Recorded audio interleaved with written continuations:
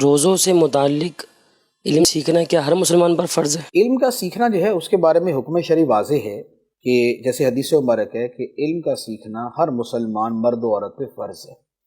اچھا وہ کون سا علم ہے تو اس کی تفصیل بھی علماء کرام نے بیان فرمائی ہے کہ جس علم کا سیکھنا فرض ہے وہ ہے کہ جو کسی بندے کو کوئی معاملہ کوئی مسئلہ پیش آئے۔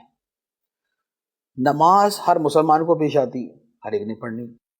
اب روزوں کا معاملہ وہ بھی یہی ہے، روزہ بھی ہر مسلمان مرد و عورت نے رکھنا ہے، یعنی جو بالغ ہے اس پہ روزہ فرض ہے۔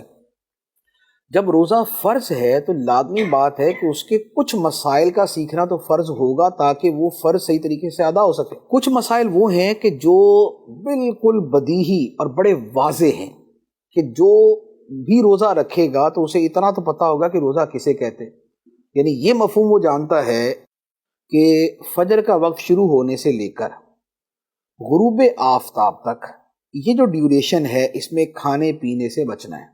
تو اب یہ وہ والی چیز ہے کہ جس کا تقریباً ہر ایک کو پتہ ہی ہوگا کہ روزہ اسی کا نام ہے، لیکن اس کے ساتھ کچھ اور ریلیٹڈ مسائل ہو سکتے ہیں کہ جن کی وجہ سے وہ یہ سمجھے کہ میرا روزہ ٹوٹ گیا جبکہ نہ ٹوٹا، یا وہ یہ سمجھے کہ نہیں ٹوٹا اور ٹوٹ جائے۔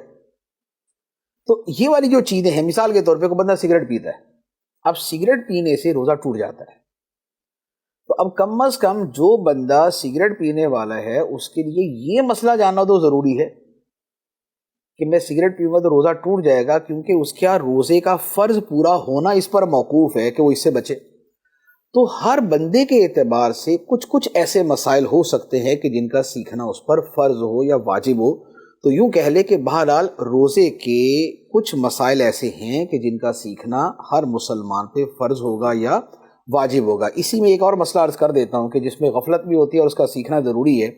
جیسے یہ مشہور ہے اور ہر مرتبہ ہر سال ہی کوئی نہ کوئی پوسٹ بھی اس حوالے سے وائرل ہو جاتی ہے کہ جب تک اذان جاری ہے تب تک کھا سکتے ہیں۔ اب قرآن پاک کی آیت مبارکہ ہے کہ کھاؤ پیو حتی یتبین لکم الخیط الابیض من الخیط الاسود من الفجر، کہ جو رات کی سیاہی ہے اور جو دن کی سفیدی ہے یہ دونوں واضح ہو جائیں تب تک کھانے پینے کی اجازت ہے، اس کے بعد نہیں۔